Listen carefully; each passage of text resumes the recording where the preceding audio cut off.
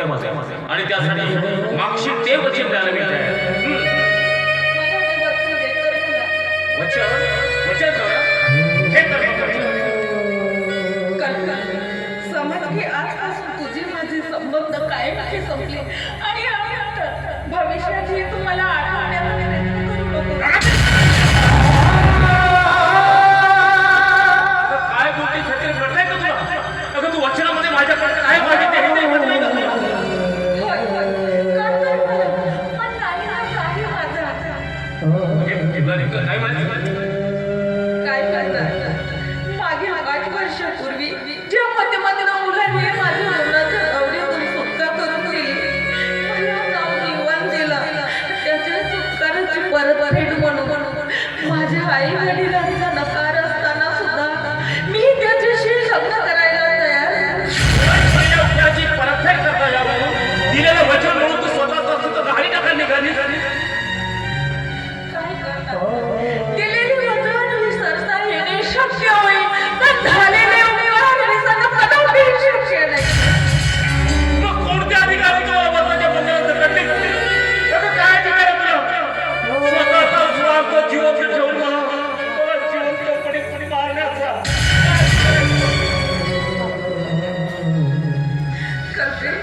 परिस्थिती कशीही समोर होई टाकली तरी आता तुला जगावंच लागणार पण आहे. का? का आनंदासाठी जगावी? हे तू मला सांगू शकशील? माझ्या आईपेक्षा प्रेमाची दुसरी मुलगी मिळू शकेल तुला. ती मुलगी तुला तरी तुला आता माझ्यापासून जगावंच लागणार आहे. प्रगती असं कुठलं पाप केलं मी की ज्याची शिक्षा म्हणून तू मला तुझ्यावर जीव जगाला भाग पाडण्यात नाही ना? कुठलं पाप केलंय? समज की हा एक नियतीचा दुर्दैवी खेळ होता आणि म्हणून आलेल्या दुर्दैवी परिस्थितीला धीराने सामोरे जा. आणि जेव्हा एवढं सामोरे तू मानायला तयार नाहीस ना, तर मला आता हत्तीशिवाय दुसरा कुठलाही पर्याय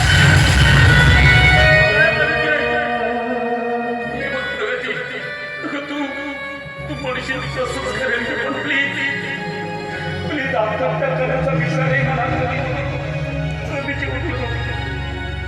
मग तू सुद्धा जीवनाला कंटाळून यापुढे आत्महत्येचा विचार करत येऊ देऊ नको. ठीक आता वचन दिल्याचं सर्व पण प्रगती तू काळजी करू नकोस. अगं मी सगळे जीवनाच्या अंतापर्यंत जगेल आणि तेही